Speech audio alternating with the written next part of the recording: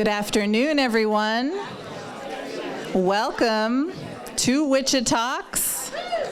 Woohoo! Yeah, Wichitalks. We're so happy to have a full house this afternoon for our 2023 partnership of Wichitalks in partnership with the Big Read at the Public Library.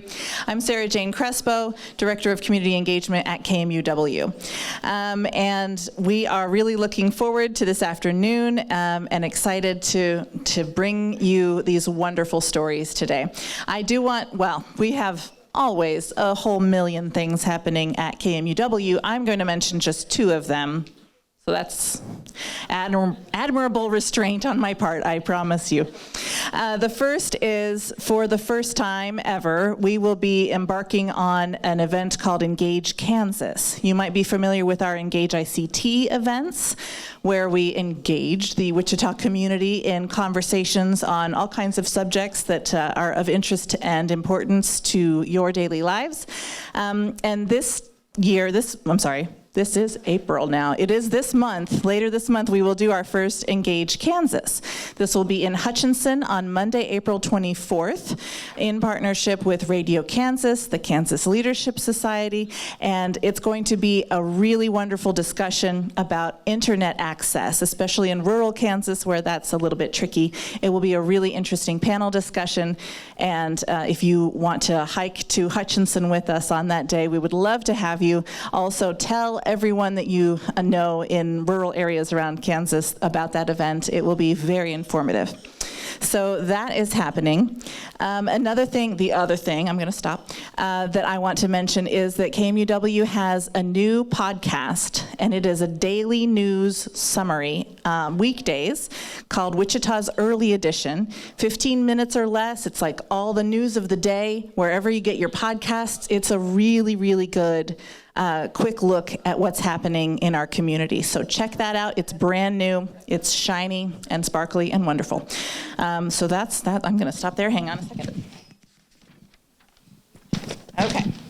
And now I will introduce you to Sarah Dixon, the Adult Programming Manager from the Wichita Public Library. She has a few more upcoming library events to share with you as well.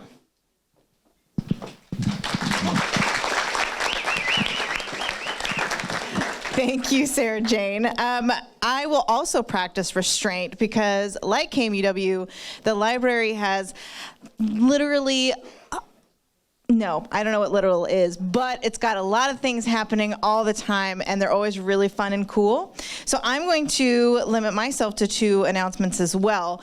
One, if you haven't heard, and you're obviously participating with us for this wonderful Big Read event, but we're bringing the author of Can't We Talk About Something More Pleasant to Wichita as part of our Big Read festivities. She will be here on April 15th. Roz Chast, if you can't remember who that author is, but she's going to be great and wonderful, and she's going to talk to us about all of the things that went into creating this wonderful book that we're all reading, and she'll sign copies of them, so that's pretty cool too. And that's going to be April 15th, 6 o'clock at the Hughes Metroplex at WSU. Okay, I'm also going to give a shameless plug for a project that I'm also working on. It's our library podcast, Read, Return, Repeat. You all love talk radio. You support KMUW. Well, we are not as good, but we have a really fun time doing it. And so my colleague, Daniel Peeweewardy, and I co-host this semi-monthly podcast where we interview authors of books that tie into our Read ICT Reading Challenge. So each episode, you walk away with book recommendations. You get a little insight into a book that covers that category, and a little more insight into what kind of we were dealing with when we were thinking of that category. So far with this year, we've tackled non-human narrator and guilty pleasure reads. We're working on death and grief to tie into this. That should come out sometime in April. And now you can even be part of every episode because we have a book recommendation hotline. So you can call and leave 30-second book recommendations for us to use in our podcast, which is pretty cool. If you are interested in more information, you can check out our website, wichitalibrary.org/podcast. Okay. Oh, and they let me announce the thing for Roxy's, because Roxy's has a show coming up April 6th. I love Roxy's. I'm a season ticket holder, and it is a wonderful way to support local theater in our wonderful community. Their upcoming show is called Ride the Cyclone. It's April 6th through the 29th. In this hilarious and outlandish story, the lives of 6 teenagers from a Canadian chamber choir are cut short in a freak accident aboard a roller coaster. So that kind of plays into the theme of the night. When they awake in limbo, a mechanical fortune teller invites each to tell a story to win a prize like no other, the chance to return to life. It's a funny, moving look at what makes life a life well lived. I'm coming to that. I don't know what date it is, but we're going. It's going to be good. Okay, and before I hand it back to Sarah Jane, just a couple more housekeeping things. Please silence your cell phones if you haven't already. We want to be able to hear our wonderful speakers tonight. If you need the restroom, they are up the stairs and then back down the stairs. If you need an accessible one, there's also one behind the stage over here. Please order drinks, food, and things from your Roxy servers. They've got a full bar, full menu tonight, or today. I guess it's daytime. And that's it. That's all I've got for you. So thanks so much for being here.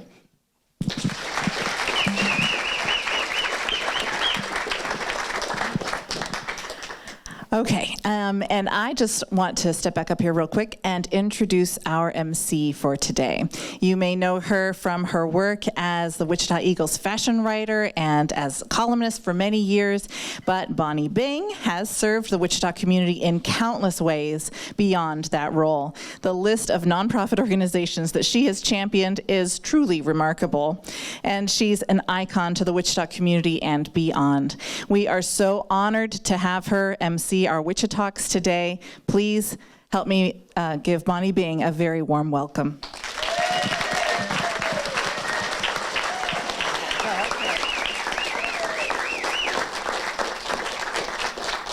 Thank you.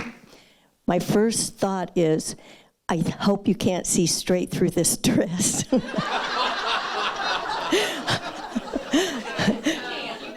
Are you sure? I'm going to keep my legs right together. That is not one thigh you're seeing, that's 2. I just keep seeing that line. Oh.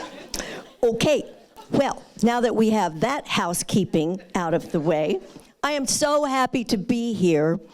Every time Sarah asks me to MC something, I end up in the hospital. But I always get out in time to do her gig. So I'm fine, and that's good. Okay. Yeah, that's enough of that.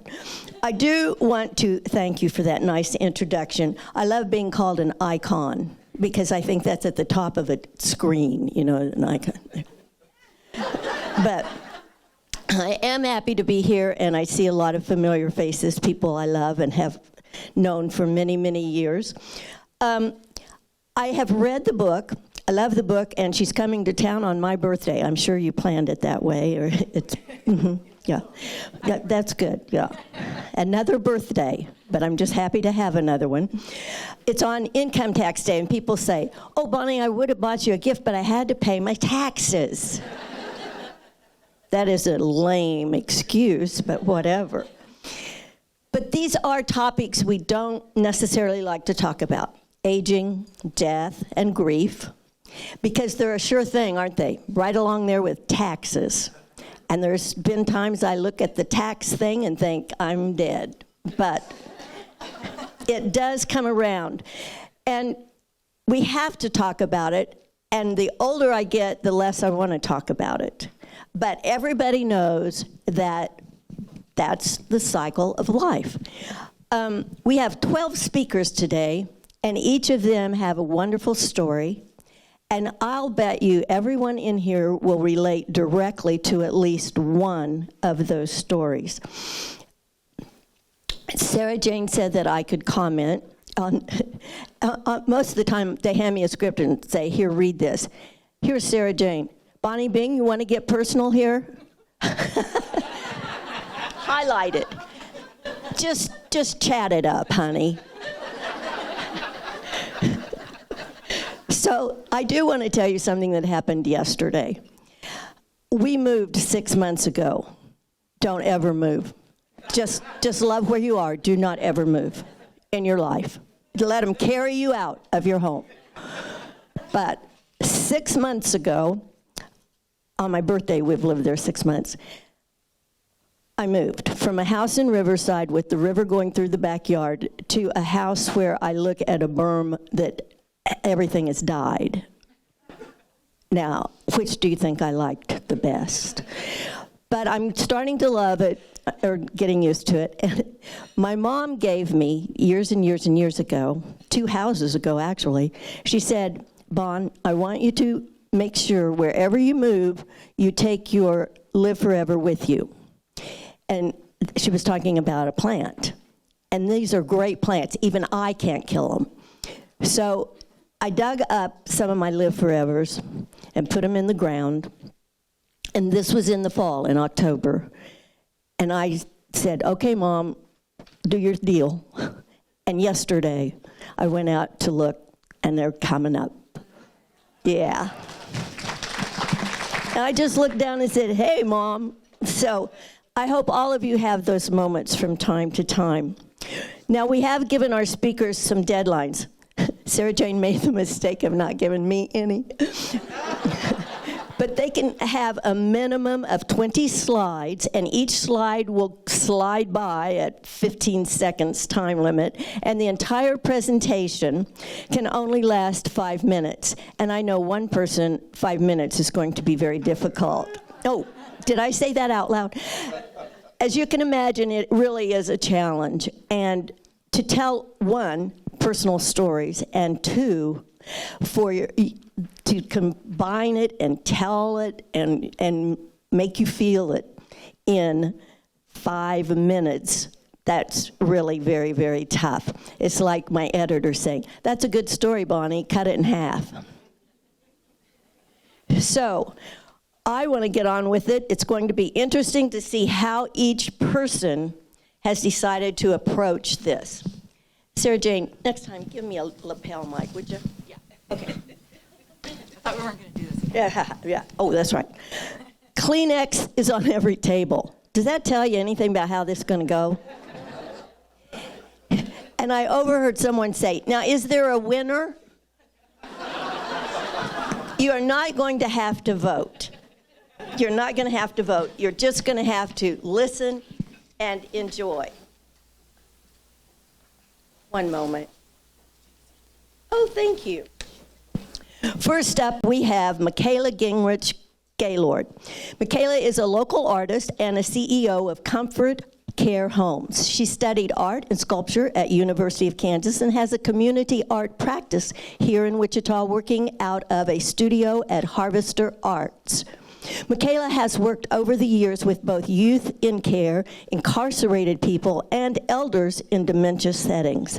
Now Michaela works at a community-based practice incorporating art and community voices to evoke conversation and curiosity with mixed media work. She is passionate about advocacy in aging and how an artist can have a unique and unorthodox approach to elder care. Let's welcome Michaela Gingrich Gaylord.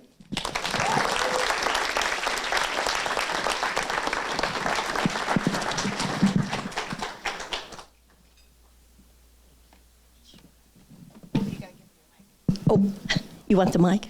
Okay.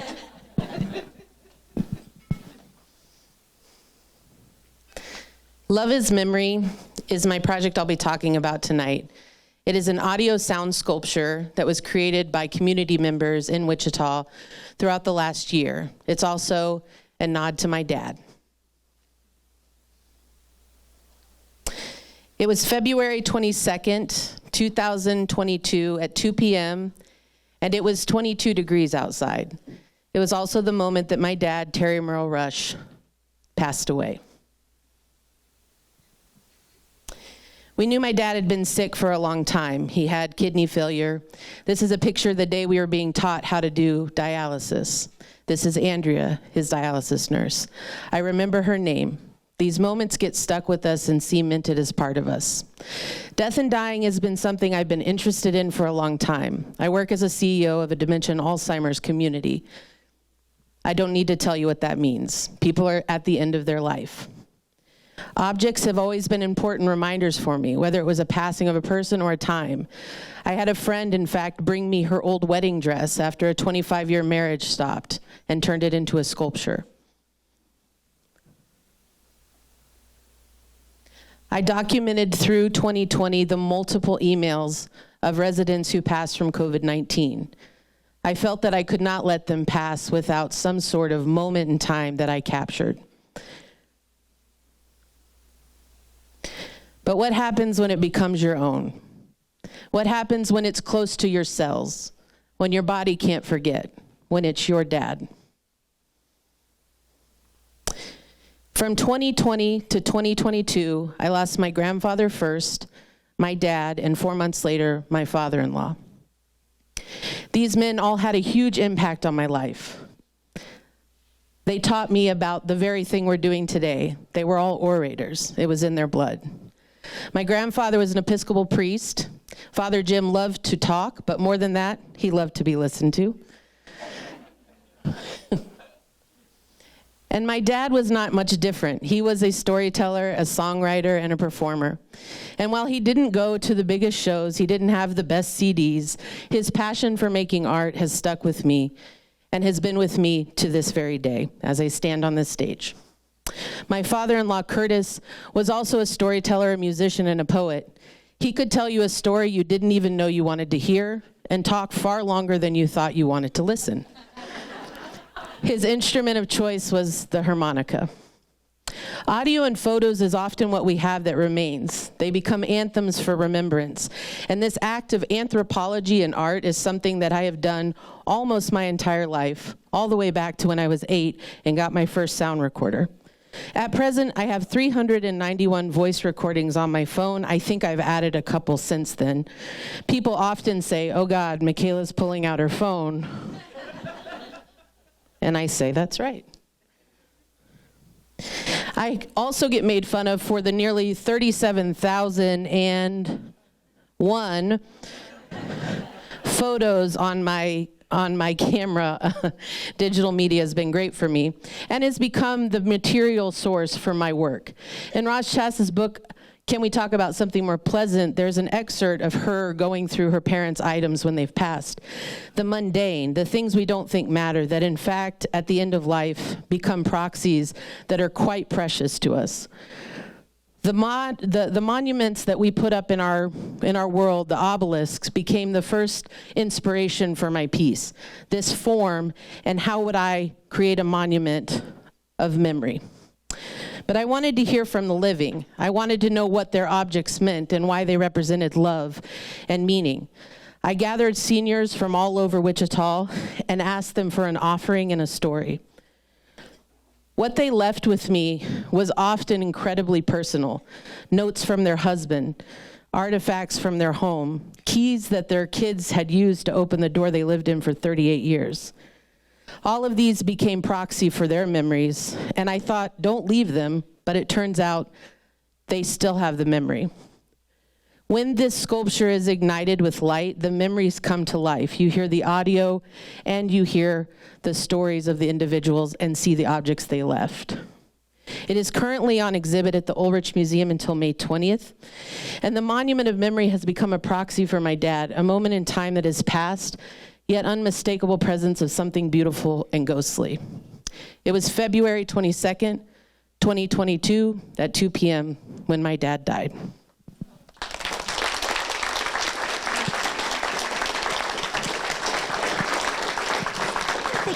I bet they can see me if I don't get up. If I stand right here, can you see me? That's good enough.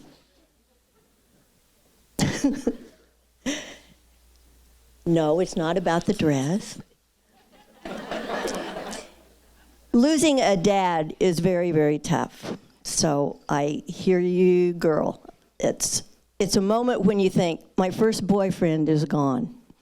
And if you are a daddy's girl, that's when you really pay the price for it. But you wouldn't trade that for anything. Of course not. Thank you so much.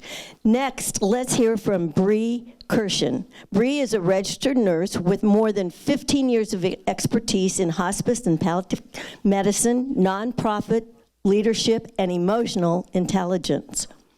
Bree personally experienced trauma and grief through the prolonged hospitalization and subsequent death of her teenage daughter in 2019.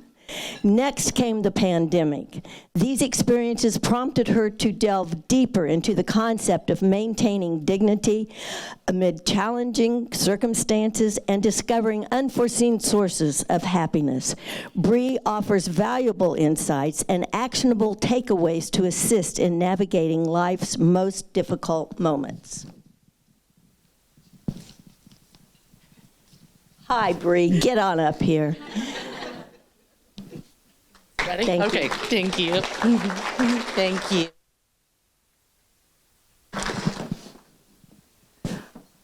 Okay. It's just one of those unspoken assumptions I held. Like a firefighter's house doesn't burn down, a plumber's pipes don't leak, and a hospice nurse's daughter doesn't die. But the only rule about death is that we all face it. And I know a little something about dying well, but nothing could prepare me for October 2017. From healthy to breathless overnight, we boarded an emergency flight to Children's Mercy Hospital in Kansas City. Zay's heart was racing. She felt like she couldn't breathe, and we didn't leave the walls of that sacred PICU for 457 days. Months later, her wonderful pediatric intensivist, Dr. Jenna Miller, would publish on a novel pathology, and we discovered that Zay's acute respiratory failure was a reaction to a common antibiotic, Bactrim. But during that first week at the PICU, when Dr. Paul Bauer woke me at 5 a.m., nobody knew why she was dying. He sat with me in the cove of a quiet hallway and explained to me the most terrifying, sci-fi sounding machine I had ever heard of, ECMO, the highest form of life support. It's a short-term solution with serious, sometimes fatal risks. So I spoke with Zay. She nodded her head and mouthed the words, "I don't want to die." And later that day, she returned from the OR sedated, restrained to the bed, and with a garden-sized hose cannula in her right jugular. The next week, I was standing in the hallway, mouthful of canker sores, ankles swollen, talking to the brilliant Dr. Marita Thompson. And she was trying to explain to me that she was getting ready to stop all of Zay's pain medications and wean her from sedation. I said, absolutely not. We don't know why she can't breathe. We have no interventions to offer. Why make her suffer while we try to figure it out? But she had a different vision. She explained that Zay could be on ECMO for months, and quality of life was going to be just as important as the machine she was attached to. She pictured Zay sitting up in bed on her laptop, eating, and the next week she was. Zay became the first at Children's Mercy Hospital to eat while on ECMO life support, to sit up on the side of the bed, to visit the first floor Lisa Barth Chapel on ECMO, to stand, and even to apply fake eyelashes. But ECMO comes with a host of horrible challenges. Blood that has to be so thin that it became her tears, cutting clots out of the tubing at 2 a.m., cutting her off life support to save her life. Nothing and everything made sense. Even little John of the PICU infection control broke the rules and let Zay get the first set of fake nails in the PICU on ECMO. But when the girl of first demanded to walk, her team replied with a resounding block, "No way. They said it's too great a risk, but the next morning, Nurse Debbie showed up with a checklist, and Zay became the first to walk on ECMO life support, the first to attend prom. Her ECMO nurses dressed in formals and pulled that giant machine behind her, piloting it and running it all the way. And then finally, after 189 days attached to that machine, her lungs were strong enough to be removed to a trach vent. It was our biggest leap towards home. But the following day, she suffered a stroke. And the girl who had walked on ECMO could not talk or move the left side of her body. So we began again, adjusted our goals. She weaned from the servo vent to the home vent, tried on the high heels I couldn't wear. And on January 31st, 2019, we were discharged from the PICU to home. And there's a video of her walking out, but I don't think it's progressing. Unfortunately, 12 days later, her heart stopped beating. She was at home, in bed, still the driver of her journey. We were on the phone with Children's Mercy Hospital that morning, and she made the choice to stay home with hospice.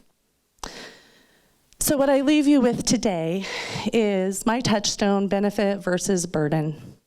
It's something that we can weigh in all decisions, but also the lesson that I learned through Zay was that listening to those that we aim to help not only improves their lives, but our lives as well. And this is how we can build a more collaborative and compassionate healthcare system. And compassion actually can lead to innovation. Who'd have thought? Last thing, and even though my time's up, is after Zay died, there was a genetic link discovered to the horrible reaction that she suffered. And so my last words are, if anyone in your family has had an allergic reaction to the antibiotic Bactrim, don't take it. There's other antibiotics out there. Thank you.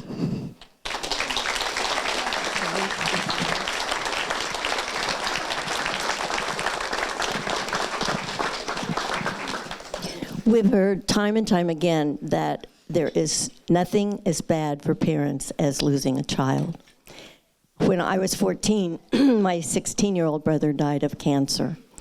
And it's so unimaginable. And to see parents go through that, it's just pretty tough on everyone. So what a brave, brave person you've been, Bree. Okay, we're having fun now. Next up, we do have Anita Mendoza. Anita Mendoza is a graduate of North High School. Go Red Hawks. I'll get used to it. I graduated in 65, so it's not going to be easy. And she graduated from Newman University with a bachelor's in business. She has one daughter and 4 grandchildren, and she says the best son-in-law in the world. So we might want to know more about that. Anita is the founder of the North End Wichita Historical Society and co-author of the book Mexican Americans in Wichita's North End. Let's welcome Anita Mendoza.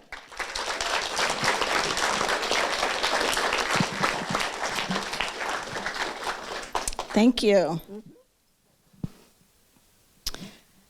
My mom, her only dream was to go to the ocean, to see the ocean. And my parents didn't have the time or money to make that happen. So my dad, being a contractor, put up a mural of the ocean in our family room. And in 1988, my mom was 55 years old. She went to work at the packing house, and one day she didn't come back.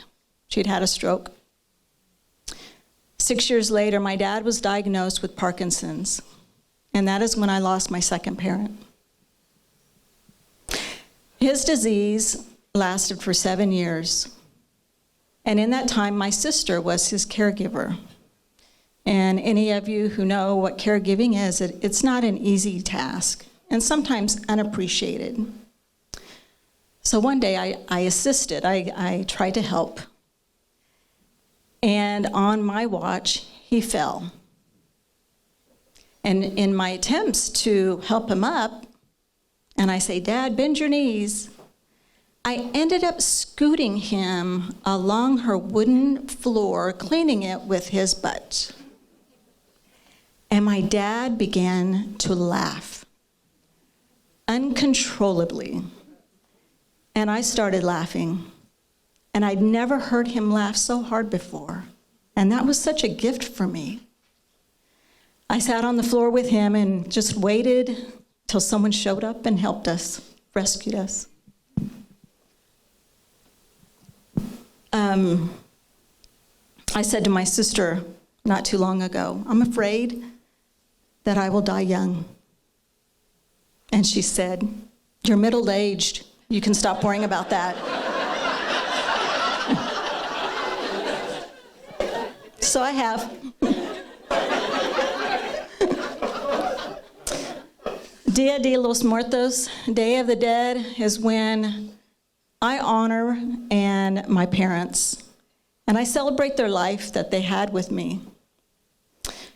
Me and my friends, we began doing community altars out at the North End at 21st and Broadway, and we've decided to do it every year to recognize our families and the people in our community. And last year was our second year. And one evening, as I'm out there, I had a huge banner that I wanted to display. And my sister assisted with building the skirt for this banner. But we needed a way to anchor it. So a gentleman from the community comes out, and he assists us and says, I can help you. I can build a metal anchor for you. And as we're out there that evening and we're measuring and we're talking, he says, I used to work at the packing house. Not only did he know my mom, but he was her supervisor. And he spent every day with her. And that was another gift that I had. And it was a blessing. And we visited that evening, and he talked about my mom in ways that I did not know, and gave me a story that I can carry on, and I will always remember. My parents gave me the ability to appreciate life. I wake up every day, and I thank God that I woke up. And I live life to the fullest. And I don't have a bucket list. I just do it. Something I want to do, I just do it. I got to go to the ocean with my granddaughter. Thank you.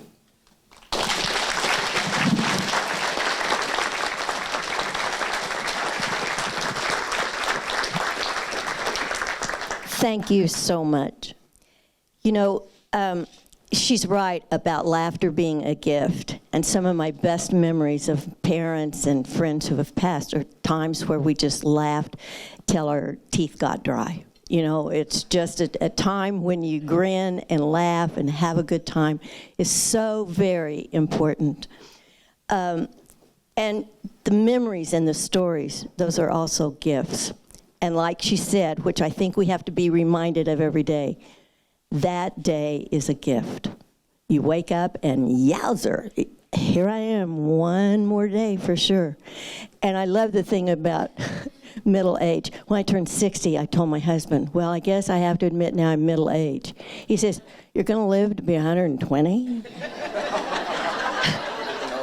That's right, Eric, I can only hope. Thank you so much. Next, I have the pleasure of introducing a person I've known for several years, Eric Litweiler. And let me tell you, he is one of the most joyful people you will ever meet. He has a great smile, a great wife. Maybe that's why he's joyful. But he is just a person that you could be having an average day. You get with him, and he is so enthusiastic about life and his job and the wonderful job he's doing that you just leave there thinking, yo, now I can go and have a better day. Thank you, Eric. He moved to Kansas at the end of 2010 and spent the first 7 years in planned giving with a variety of nonprofits. Now 12 years into his fund development career. The part of his job with the Mental Health Association that he enjoys the most is working with individuals to ensure that they have both the financial resources and requisite knowledge to achieve their charitable goals. Let's hear from Eric.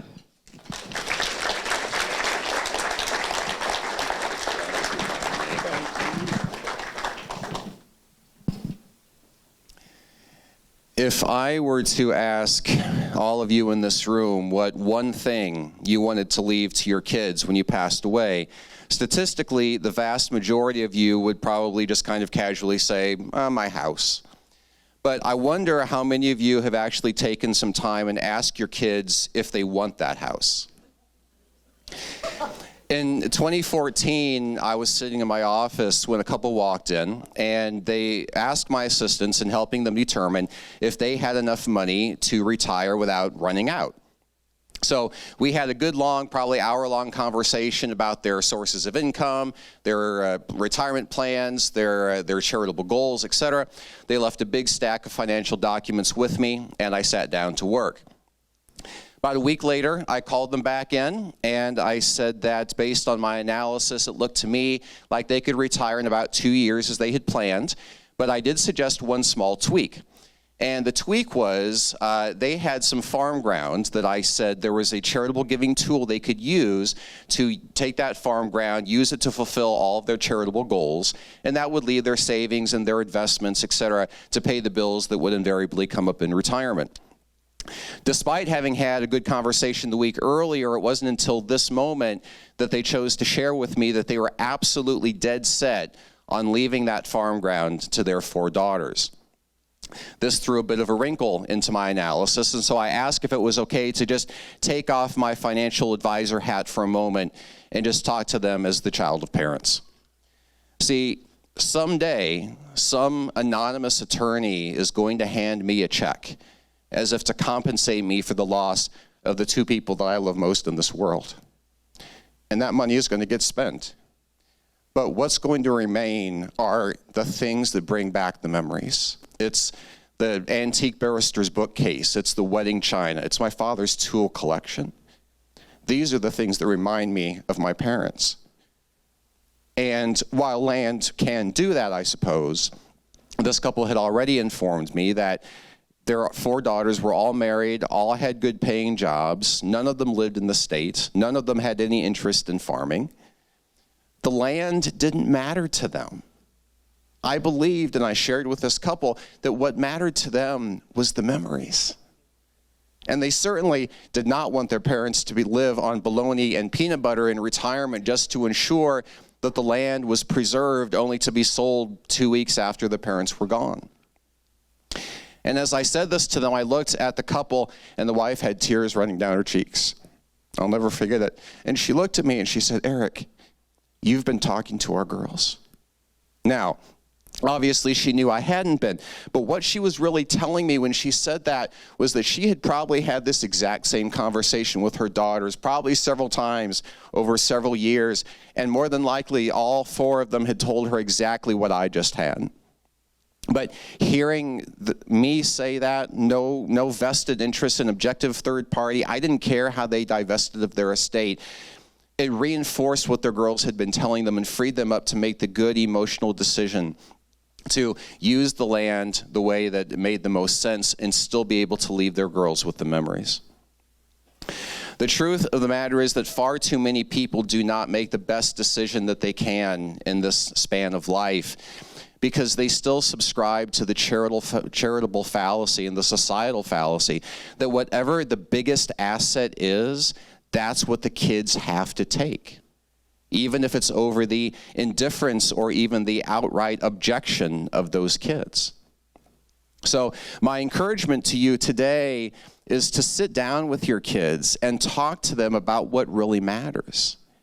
Now, I'm not naive. Even if your kids are in the middle of their prime income earning years and have a fully funded 401k, probably very few of them are going to turn down a 7-figure investment portfolio. But the question is that really what matters to them? Especially when you compare it to the small nonprofit you support every year who's probably surviving day to day on a shoestring budget. The fact of the matter is we're all going to pass away. You can choose to plan for it or not, but it's still going to happen. And your estate is going to be divested one way or the other.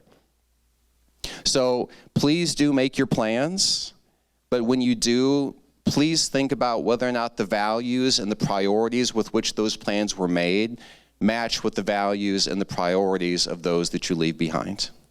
Thank you.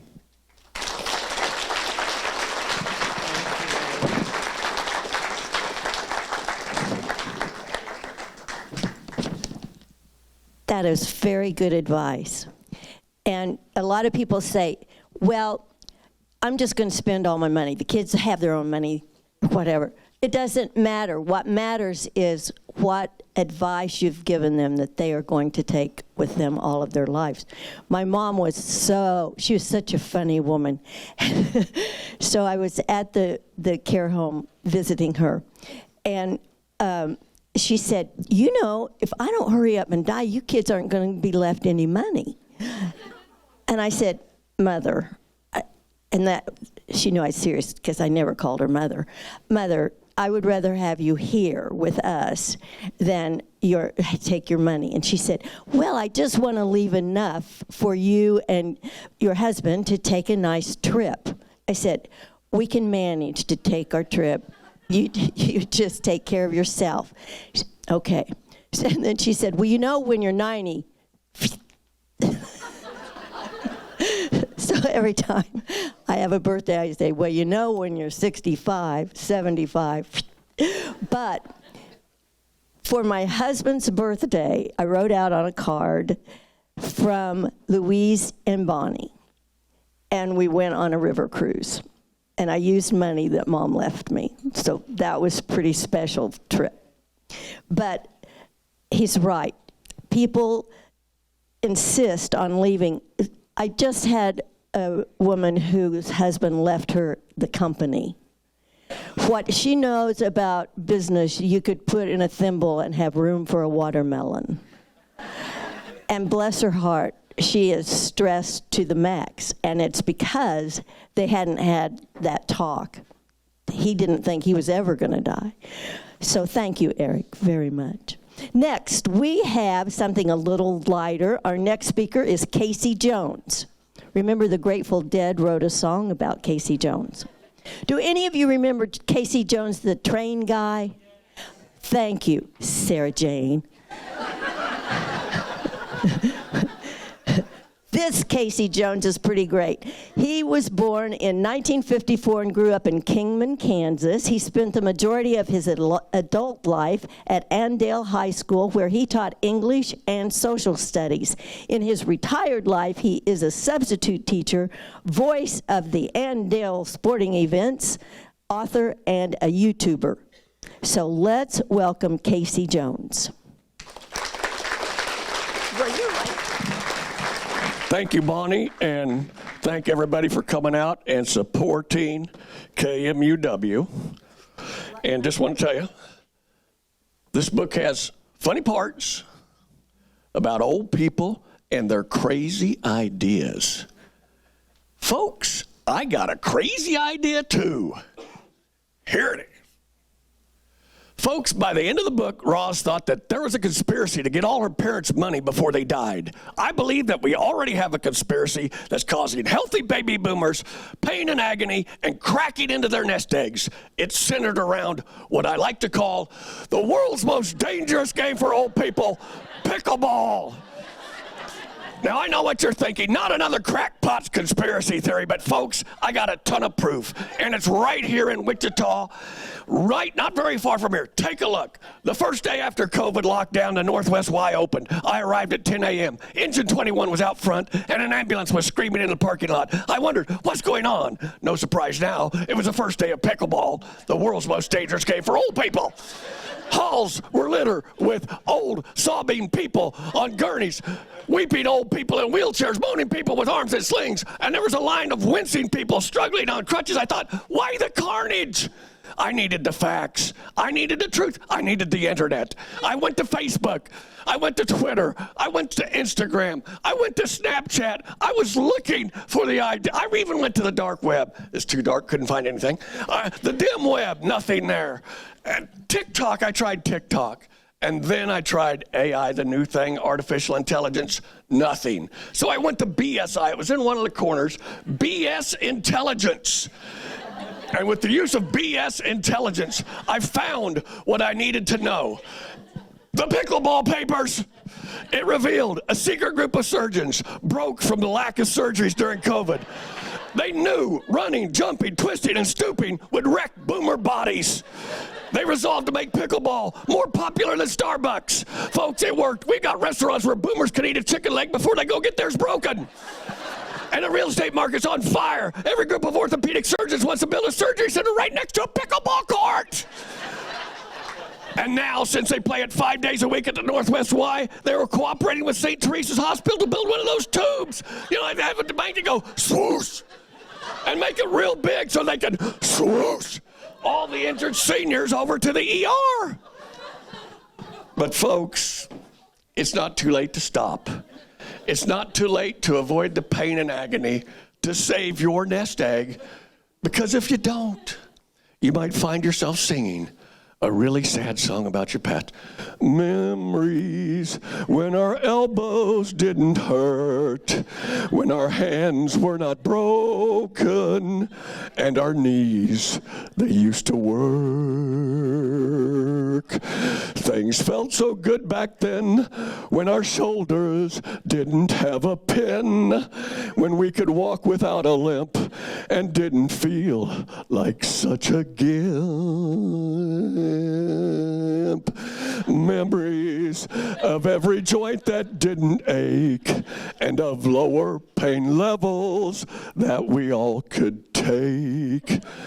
Memories when our bodies were the way they were the way they were.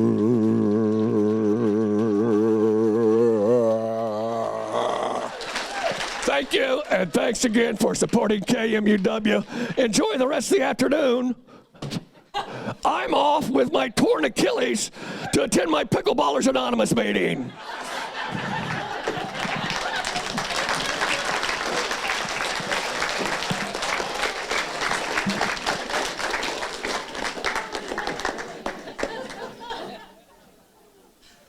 How do you follow that? I will tell you, I hate pickleball. I know that that is a bad thing to say, but I hate pickleball. I have a master's degree in physical education, and I still hate pickleball. I have played 3 times. I have fallen on my butt all 3 times. 3, it's over. So I hope your Achilles gets better. It will. I hope so. It's been very painful. Yeah, The heartbreak. the heartbreak of pickleball. Please stand up. Please stand up. Yeah, let me tell you. She's had to put up with so much. Yes, she has. Not that I know that for sure.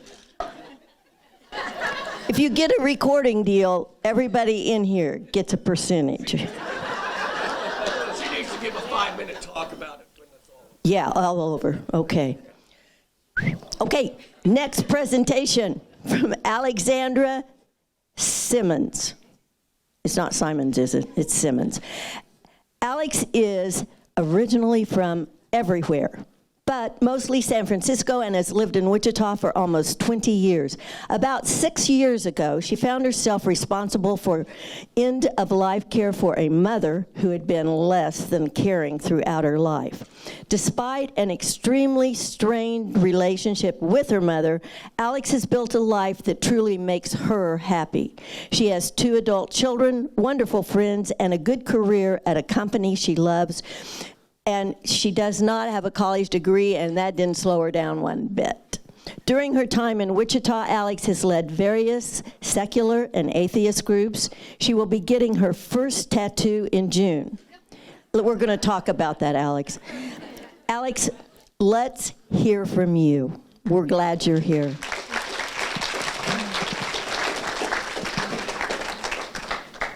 Thank you.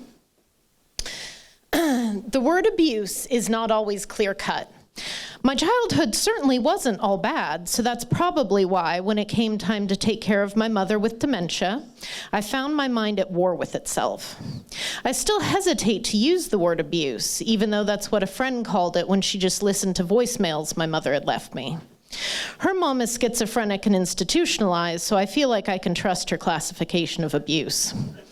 I was torn between wanting to be a good person, not to my mother, just in general, and self-preservation. I was genuinely shocked when compassion won out over my sense of justice. We're supposed to walk away from abusers. The switch from being taken care of by someone to being their caregiver is a worldview flip that even people with normal relationships find difficult. The child must find their voice towards someone who gave them directions their entire life. Even though I have an incredibly loud voice with everyone else, finding the power inside myself to decide what was best for my mom when she could not was monumental. I'm an only child, therefore towards the end was the only caretaker of my mother, as my dad had passed several years before my mom. I had certainly seen the symptoms, but between my happily self-imposed distance and my dad's enabling of her pretending nothing was wrong, I missed a lot of important information. The progression of the disease in her was so incredibly slow, over a decade, that I had lulled myself into a sense of complacency that it would somehow always be this way, and I would never have to face it head on. My delusional bubble popped when my dad passed fairly quickly. I felt personally slighted by the universe until I remembered that almost no one gets their wish for the good person to stay around and the bad one to go early. I did try to put off my foreshadowed battle as long as I could. However, a year or 2 after my dad died, she caused several increasingly bad car accidents, and I decided she had to move near me. The first act of caring was much more motivated by concern for public safety than it was concern for her. It was a very clear-cut trigger, though. Not everyone is so lucky to have such an obvious tipping point for the need to take over care of someone. The only other path that I could see for my mom was the state placing her in a facility, and I was honestly on the fence about that. During the time she was living here independently, I saw her almost daily. I was constantly flip-flopping between competent caregiver and terrified child. I put my mom in an assisted living facility after landing barely on the side of self-preservation. A month in, they decided my mom's verbal abuse was enough. I was jealous of their speed and conviction, and they placed her at St. Anthony's, a behavioral health clinic for the elderly in Northeast Wichita that has since closed. After observing her, the doctors informed me of her likely undiagnosed personality disorder and decided, with my very much informed consent, that the best thing was to give her enough drugs to make her happy. She died a month later. I did not grieve. I'm not completely heartless, though. I cried when I lost my father and my cat. I searched and searched for other stories like mine and other people that were in my situation. I had a massive amount of support from friends, so I didn't feel alone in the caregiving itself, but I certainly felt alone when I couldn't find anyone to answer my questions of, am I doing the right thing? Am I bridging the enormous gap between what she wants and what I need to stay healthy?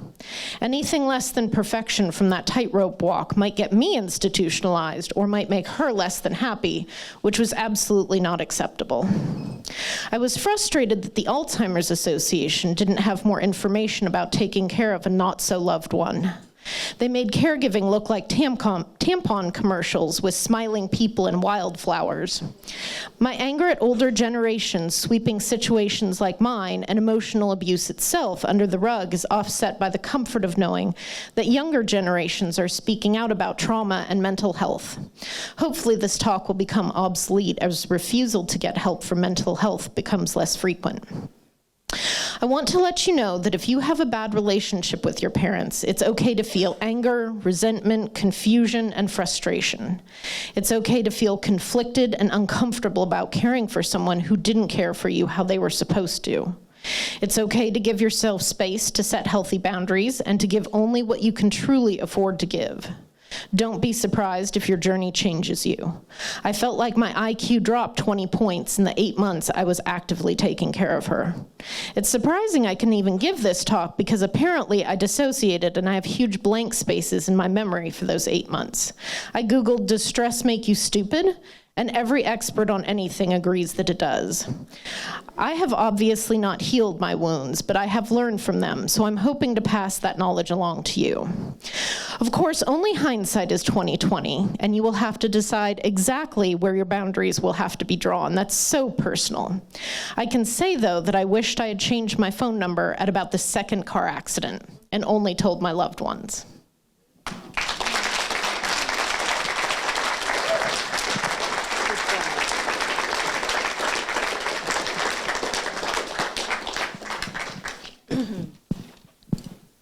As a person who had a great mom, it's hard to hear that. And there were days I felt guilty because I really wanted to go home from work and not go see my mom. And then I felt guilty for feeling guilty. And so the book was a real eye-opener to me. And you're right, other people can share every story, and they're all different, but somehow they're all the same. Next, we are going to hear from Wichita Martinez. Among all the things she does, she suddenly realized she's been in Wichita for 17 years taking care of her elders. I don't know about you, but if I was taking care of 3 elders for 17 years, it wouldn't take me that long to realize it. So you must be very selfless. After caring for 3 elders, her father, aunt, and uncle, she is now preparing her mother for her last stage. She believes all of us have a sacred contract, and hers has been that of a servant. No matter what she does or how she feels, she will always fulfill her contract.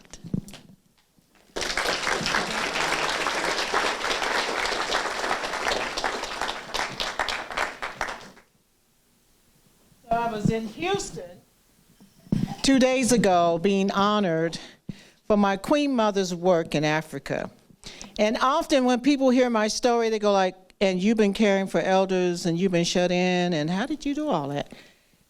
Always follow your contract and everything will flow. So my name now is Queen Mother Elder Wichita Martinez. My parents are Georgia and Tony Martinez. My father was Mexicano. I was the only girl, and what happened was I was not allowed to do anything, and if I did anything wrong, you were bad. But my brothers lived their lives. So when I was happily doing my academician work in Howard University, I've taught in Malaysia, Ghana, and then I settled for 33 years with Howard University in Morgan State. And then I came home and my dad was not doing well. He had Parkinson's. My mother had stenosis of the spine, bad heart, all these things. I said, I got to go home and take care of parents. But in the meantime, I was also a caregiver of a grandson whose mother was murdered when he was 4 months. He was raised in Malaysia. He's always been with me, so he came home too.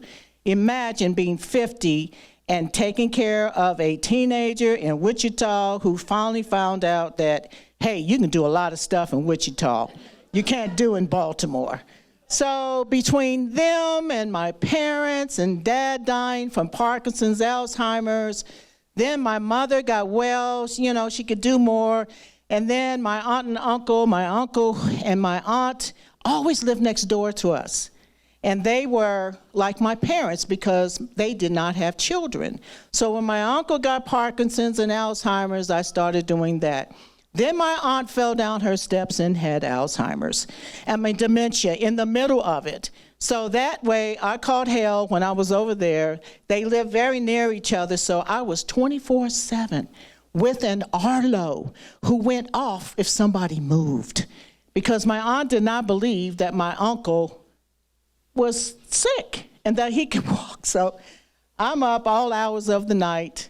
This is going to go, but I will tell you. I figured out one thing. You got to make yourself first. So I decided to go to ARP, Center for Health and Wellness, and say, can you fund a caregiver's retreat so that I can get some help and other people can understand what that wellness is all about? So we ended up, the Council of Elders sponsored and we're backing it. And we did a caregiver's retreat for the first time. We brought people together.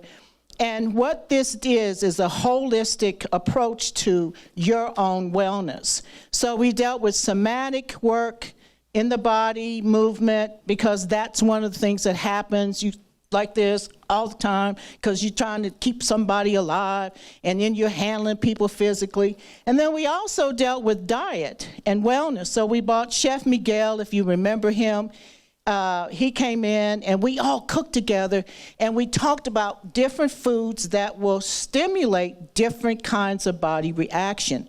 We also sat with a high-level meditator who taught me that the silence that you give yourself. So now, to give you a hint on how I've survived this, and people don't understand. They always go like, oh, wow, that's a lot. And yes, it is a lot. And yes, I am so done that, you know, when food gets so burned that if you touch it, it just turns into ashes. Okay, that's where I'm at. With Mom being my last, I had a really traumatic childhood. My parents were stricter on me than they were my brothers. So when I returned, people who knew me, they said, God, how you doing that? Because your parents are kind of hard, you know. And I said, well, we have a contract. I made a promise that I would have to keep, and that is let them leave the planet from home. And so we did these caregiver retreats. We have one coming up in June through AARP. And people walk away with it with a practice. So every day, my practice is to sit for an hour, listen to 472 megahertz, which is positive energy, vibration, sound that goes through your body, so that I would stop getting up and saying, oh my God, you woke me up again. I told you, don't wake me up. So I had to shift and begin to do more stuff for myself at the beginning of the day. So what I want to share with you all, I know my time is up, is one thing. When you sit with God before you come, and he said, okay, so this is why you're going to that lower level place. This is what you will do. And no matter how you do it, you will achieve your contract. So no matter what got in the way for me throughout this, I had to invent other ways to stay present so that the energy of resentment, pain, anger, all those things can create some really bad stuff in your body. So I'm telling you, no matter what happens in your life, you will have to do that journey. Don't be in resistance, be in acceptance, and know that all you got to do is walk in the room with nothing but love. Nothing but love. Just be the love. And everything will come through. My mother today experienced the biggest movement in her life. We expected her to get out of here by the 31st, but she's hanging out. So I surprised her this morning because I'm a radical with the Catholic Church. You know, I got all these conversations. I was a nun when I was 13. So this morning at 11, Father Billinger came over, and he said, did you tell your mother what you're going to do? I said, no. This is her Easter gift. I made my profession back into the Catholic Church so that she will see that I can now receive communion. And so before I left, she said, well, I can go now. I ain't worried about you. You're not going to hell.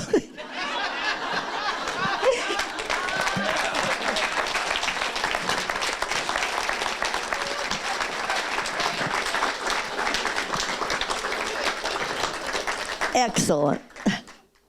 Well, this ties right into our next speaker, who happens to be Catholic. And you made me a little nervous there for a minute.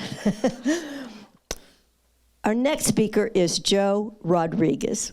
Joe is a native Wichitan, a graduate of Wichita North High. Go Red Hawks. I'm going to get it, Joe. And Wichita State University, go Shocks, where he received a BA in journalism and minority studies. For the past 12 years, he has served as Director of Development at Holy Savior Catholic Church and Academy in Wichita. And he's a former reporter at the Wichita Eagle, where he worked for nearly 20 years. I got you beat, 36 years. Joe and I were in the newsroom when there was a really big newsroom. And a whole bunch of reporters. That shows how old we are, Joe. He and his wife, Lisa, have 3 sons and 2 grandsons. So welcome, Joe, my old friend.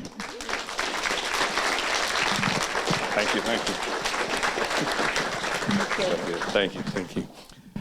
Thank you so much. As my friend Bonnie said, I was a reporter at the Eagle for all those years, and on occasion I would get out and speak to groups, speak to classrooms, speak to organizations, and there was one question that would inevitably come up and every time I made a presentation, and it was this: what was the hardest story you ever did? And having written, I would estimate, over 2,000 stories. And I would say, there wasn't a hardest story that I can pinpoint, but there was a hardest type of story.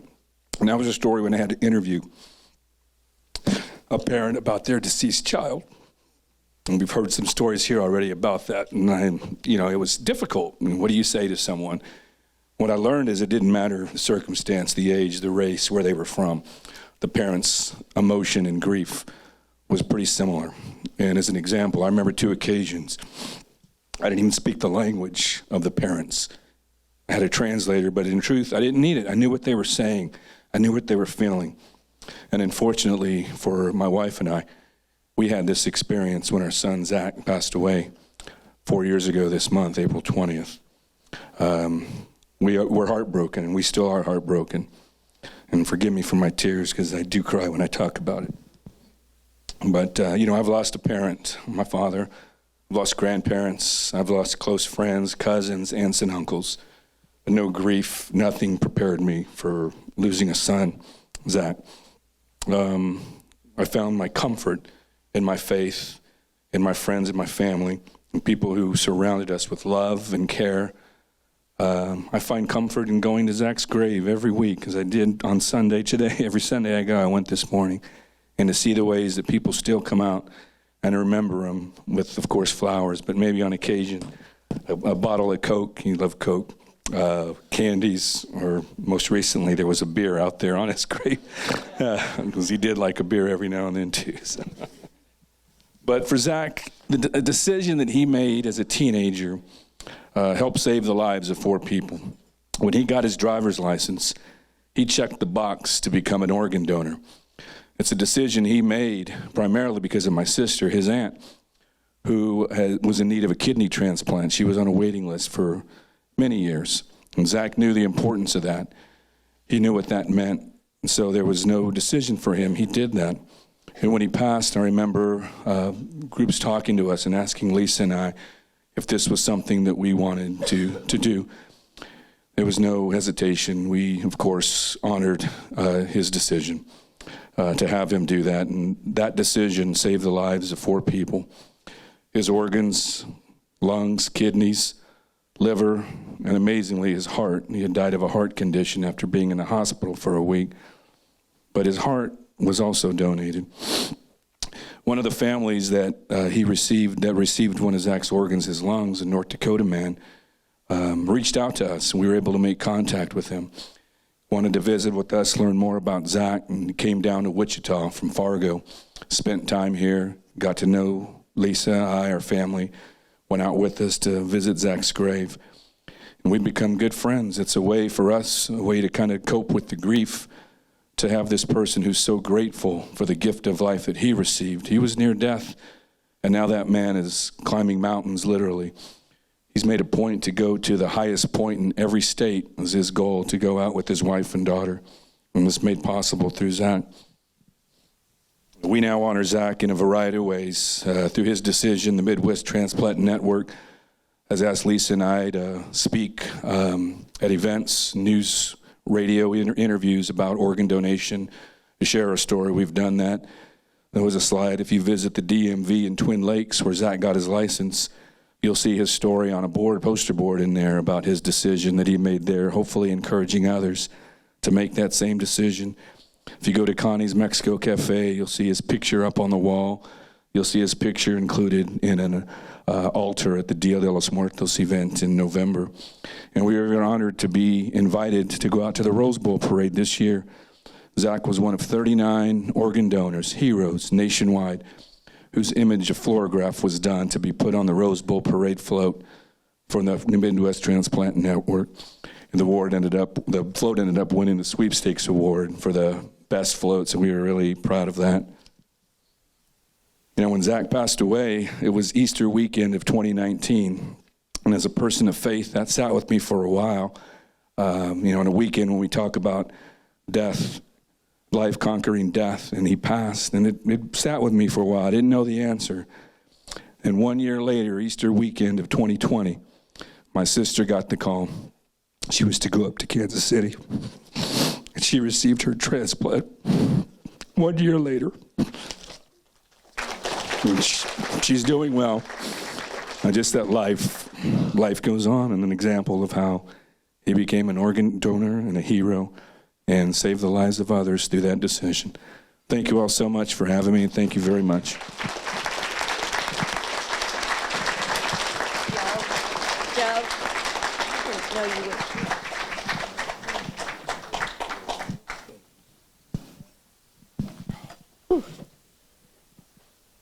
Truly a hero, and you and your family are heroes for getting the word out. You get a driver's license, you put on there organ donor. I don't know, I don't think anybody wants my heart at the age I am, but they can have it if they need it, and I don't need it anymore. Okay. And now we're going to hear from Susan Stover. Susan is a licensed consulting geologist, retired from the Kansas Geological Survey and previously the Kansas Water Office. Her career focused on water policy, water resource management, energy issues, and environmental, thank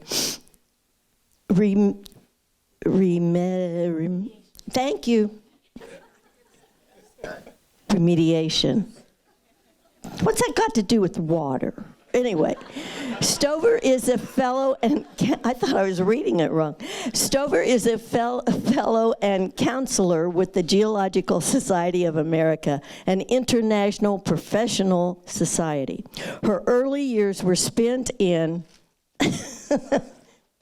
that's okay, no problem, pathology and archaeology, and she views her life and death in this longer context.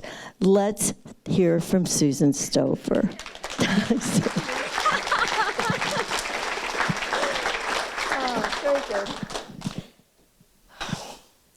Well, my life is more than half over. So I find myself thinking about death more frequently, but I may think about it a bit differently because I'm a geologist and I take the long view. Now, geology is a record of everything that has been, as recorded in the rocks. It's deep time. As my colleague said, it isn't that life is so short, it's that we're dead for so long. I first realized that this whole death thing applied to me personally when I was 6 years old. I was camping with my family. We were sitting around the campfire, and my dad told a ghost story. He told the one about someone being put in the coffin a little too soon, was heard knocking on the lid. Whoa, I said, that sounds awful. I'm never going to die. My family stared at me, and then my mom said gently, honey, we all die someday. Oh, this was horrible news. I mean, it was the worst I could imagine. I was so upset. I went into our tent and I cried. But it got me wondering about how does the world work and life on it. When I was an undergraduate, I had the opportunity to work on what turned out to be one of the world's more amazing fossil assemblages. There I am in northern Nebraska uncovering a fossil rhino with the skull coming out in front. You can see the rib cage and the legs behind it. 12 million years ago, a herd of rhinos, along with some camels and horses and other animals, were buried in by volcanic ash in an old oxbow lake.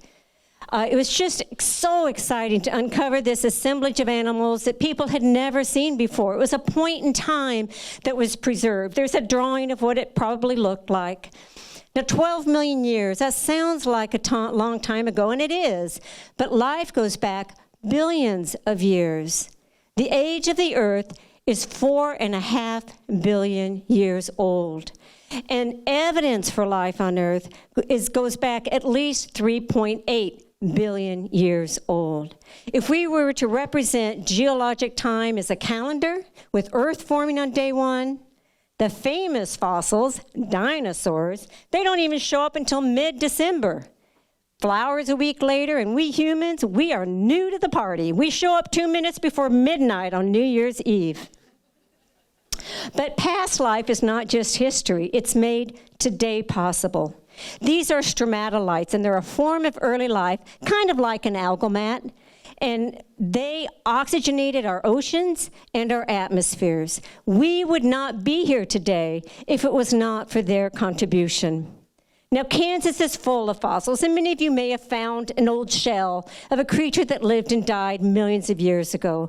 We literally walk on the ghosts of past lives. But where are we today? Where are we in space?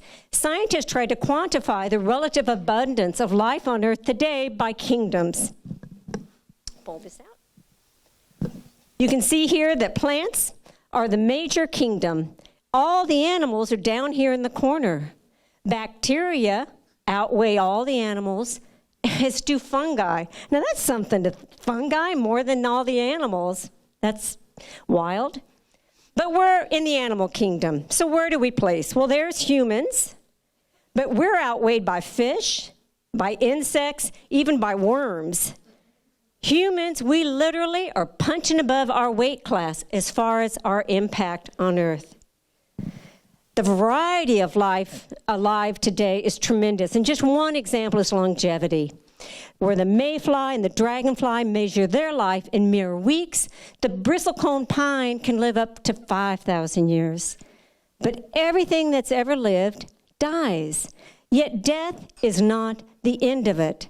That death contributes to future life. Here is a baleen whale that's being feasted on by octopus. It's estimated that a whale carcass can feed its community for decades to come. And in that same way, everything that has lived contributes to its community and to future life. So where does that leave me? There I am with my mom, my 3 daughters, and a couple of their babies. We are just a few wonderful links in what is a long, amazing chain. Now, none of us here is likely to become a fossil, but all of us, we leave our mark in the world through our children, by our actions, and through the stories that we share. Thank you.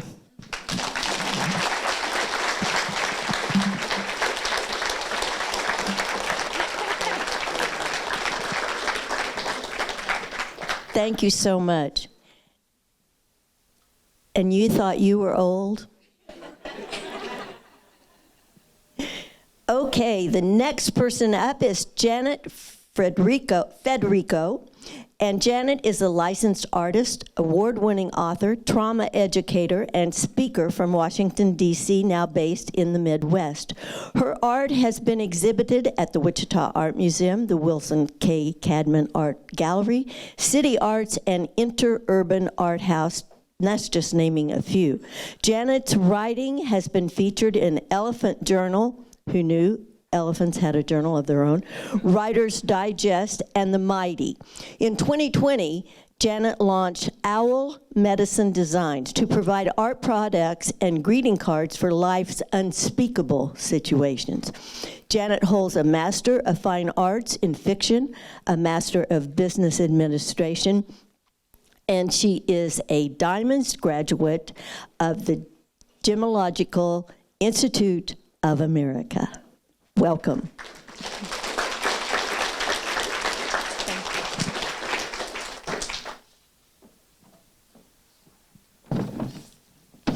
Hi, everyone. Thank you for coming out tonight. My name is Janet Federico. I am an artist, a writer, and a trauma educator. Tonight, I am here to talk to you about fear, aging, and doubt.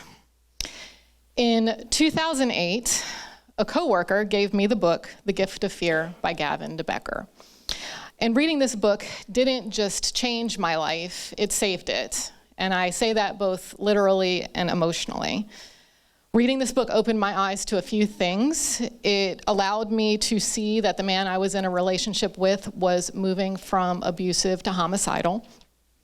It also allowed me to understand that I had been looking at fear all wrong. By the end of the book, I was convinced that fear was my friend. We are taught that fear is something to be fought, that it's false evidence appearing real. But what I learned reading that book is that just like the title says, fear is a gift. It's a gift from our Creator that allows us to know when our life is in danger, and it tells us when things are not right, and we should always listen to fear. The real enemy I would come to understand reading that book is doubt.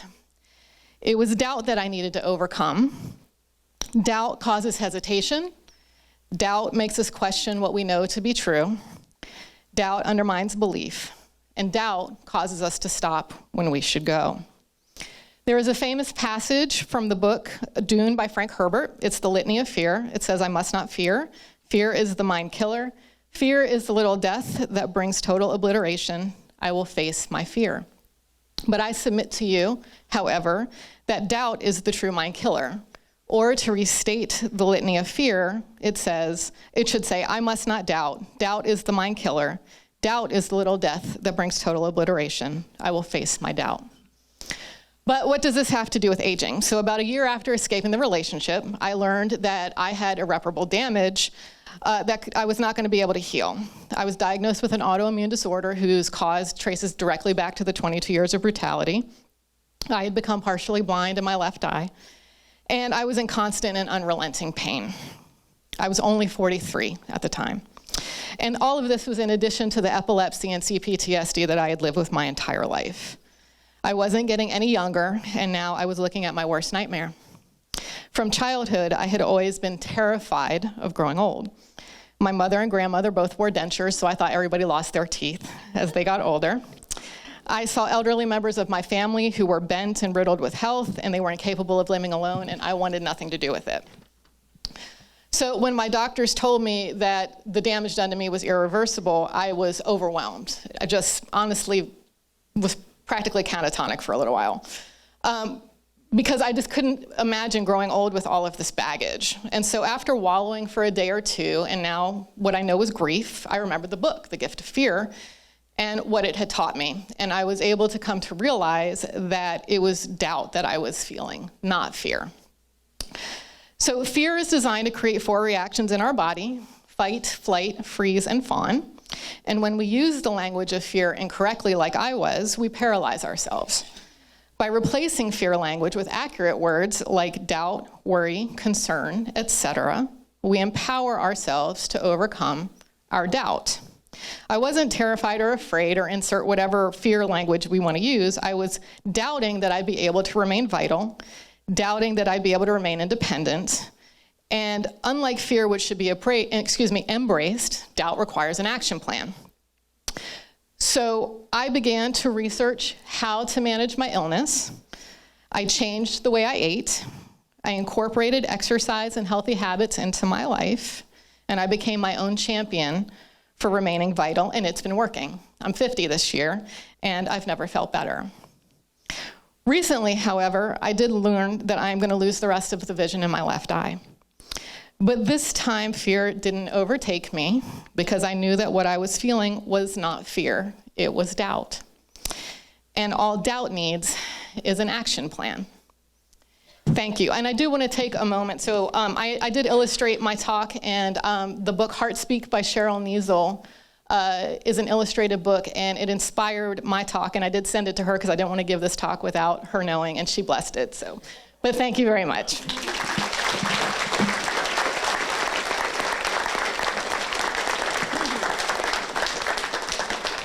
Thank you very much. And who hasn't dealt with doubt? Our next speaker is Carla Lee. Dr. Lee has been active in the Wichita and Sedgwick County community for more than 50 years, serving as an instructor and eventually tenured professor in nursing and health science.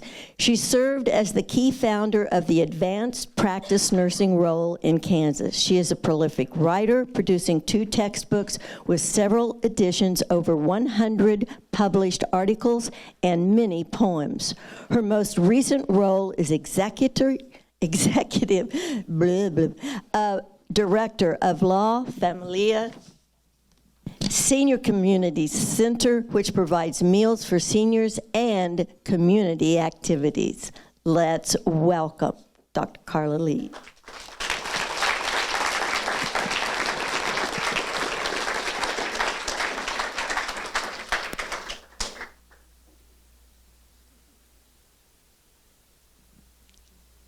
Of course.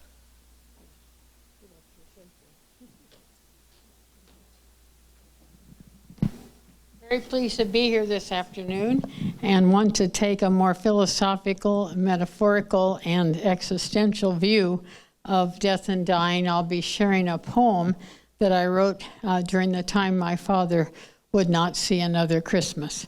Life is a journey, and I want to make a comparison to sunflowers and light, and finding light in the light and finding light in the darkness.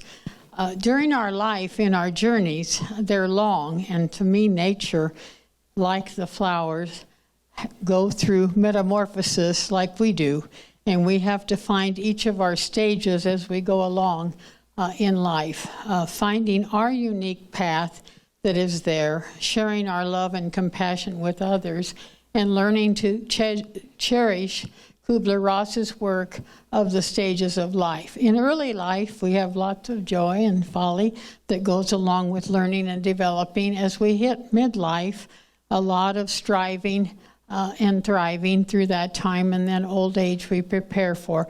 But each of us needs to find our unique place in the environment of all the sunflowers and all the people while we're here on earth. As we move along, and I share my beginnings. I was raised on a farm, no electricity, no water, and my nickname is Big John, and it's been a long journey following a whole pile of families. I'm the oldest, and I seem to be the caretaker and the rescuer. This morning I had a call, and I wanted to share it quickly. My brother was in a suicidal state, and we got him transferred to a hospital this morning, so each day is a challenge.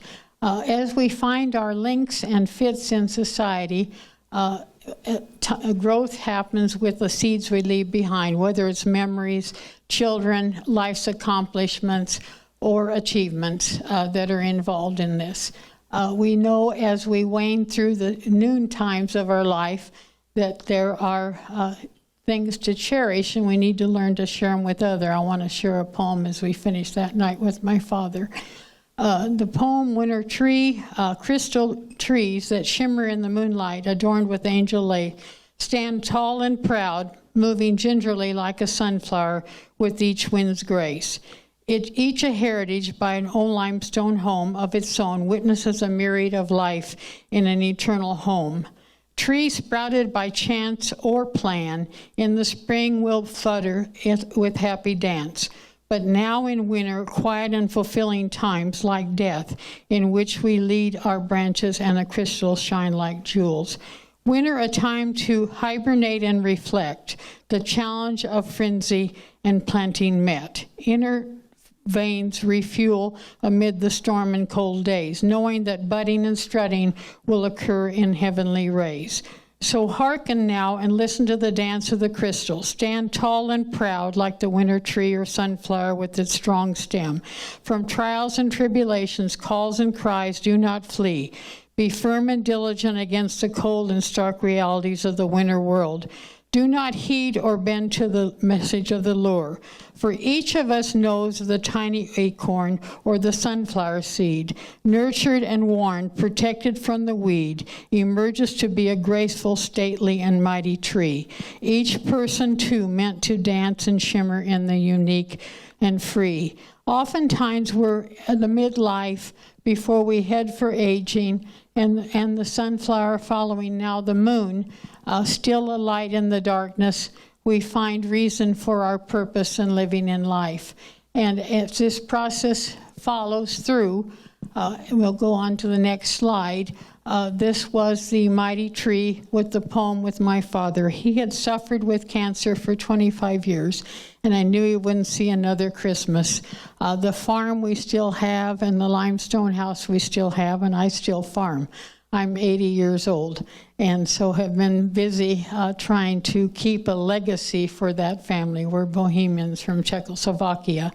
As the life wanes away, the moon here, and we enter for our waning years, finding love and compassion, and the model that I showed that we've worked and published it, ethics at the bottom, but looking for sharing our memories with those that are left behind. Now, people shared pictures, stories, acknowledging the challenge that one has endured, learning to ask for forgiveness if need be, and the regrets, and hearing the call. My father's last words were, "See you upstairs, Big John." I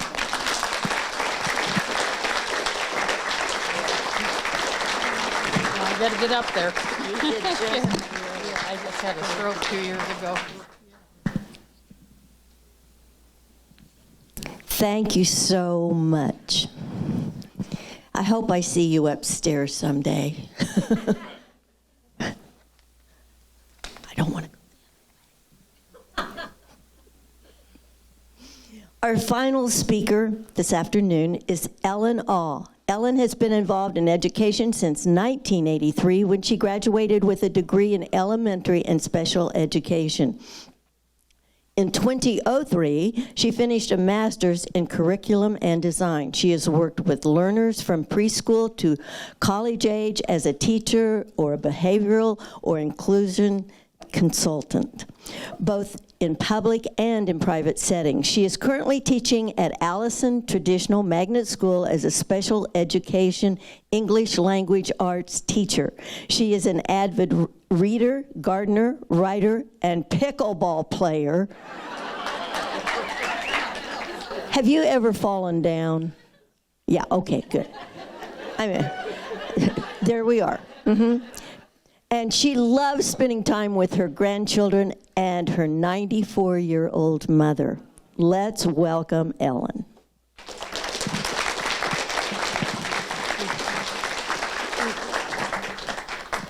I hope I didn't survive pickleball just to fall off this green box.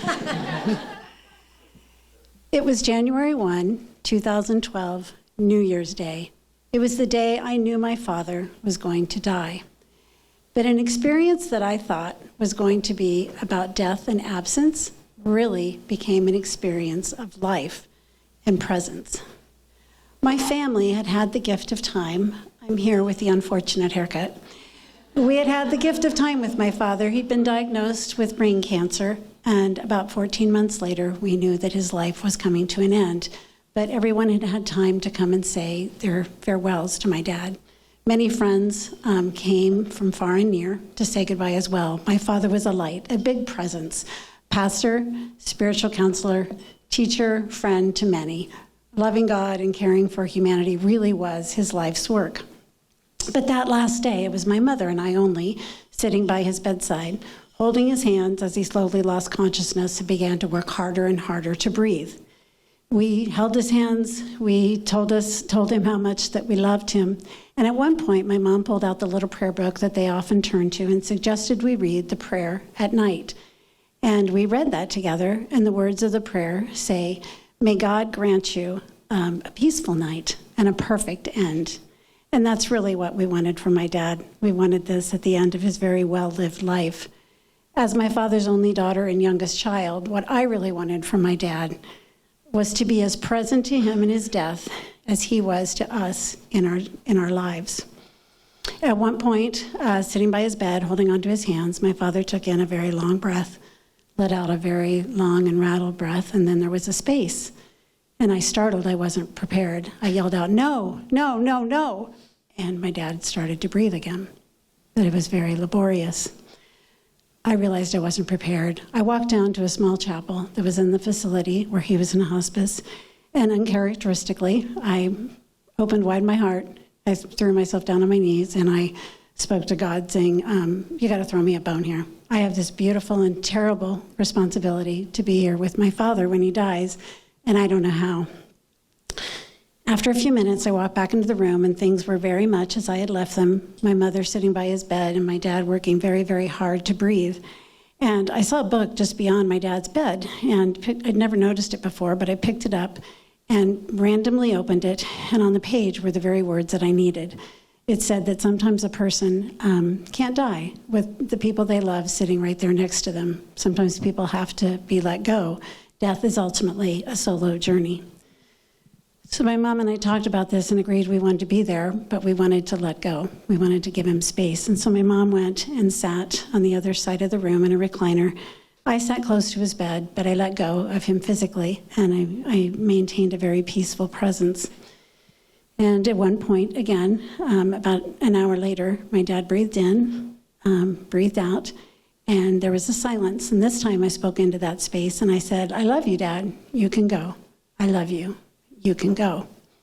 And he breathed in, and a long, long exhale, and that was his last breath.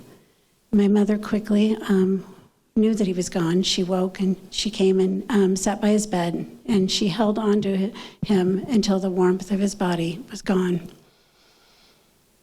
I looked at my dad, and I saw a shell. His essence was gone, his spirit, his soul, his light, and I wondered where he'd gone. I believe in an afterlife, but there's a lot of mystery around it as well. A couple days before, I'd had a conversation with my dad, and I said, "Daddy, I think you're going to go to heaven soon." He said, "Yeah, I think I am too, but it's kind of a new experience for me." But it was, I felt his physical absence, but I also felt his presence very much, particularly in places that he once loved, paths he once walked on. I also felt this strong yearning in my soul that I really couldn't explain, to be in sacred places, and places that he'd loved, places that were small, places that were large.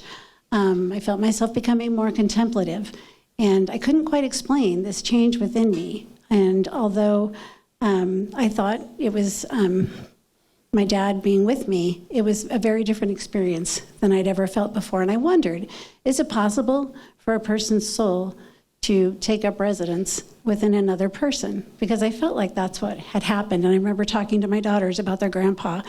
And I said, you know, a soul that big, a soul that vibrant, had to go somewhere. And I wonder if part of it's in heaven and part of it's within me. And I don't know, but I'm comfortable with the mystery. And I love knowing that as my dad once held me in his arms, so I may hold him now in my soul. Thank you.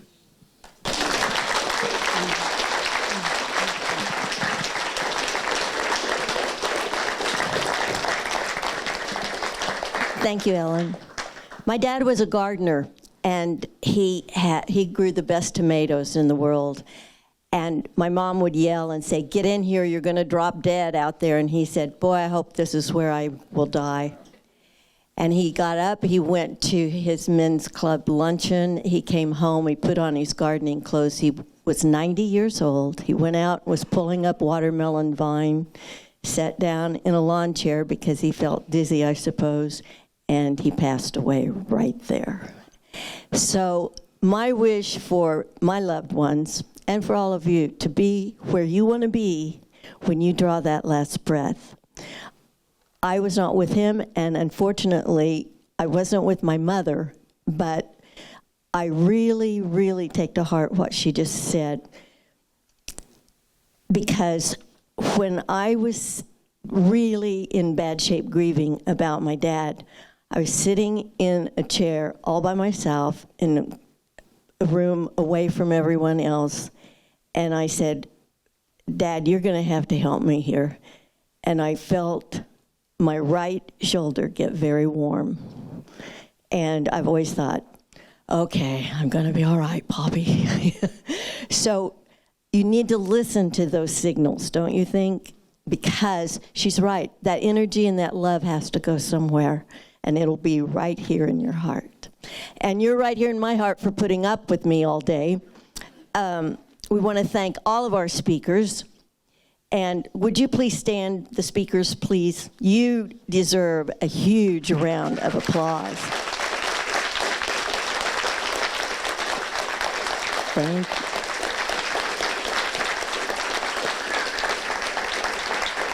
It's not always easy to share, and this was one of those times.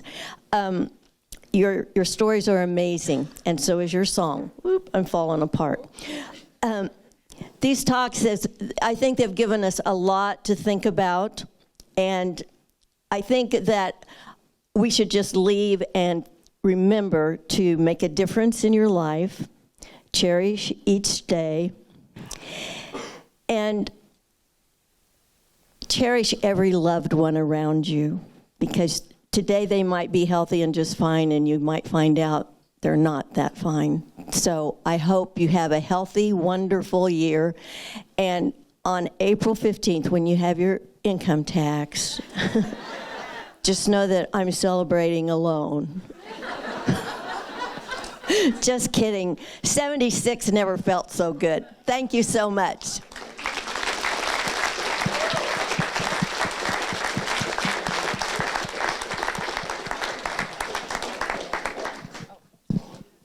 And thanks to KMUW and the Wichita Public Library.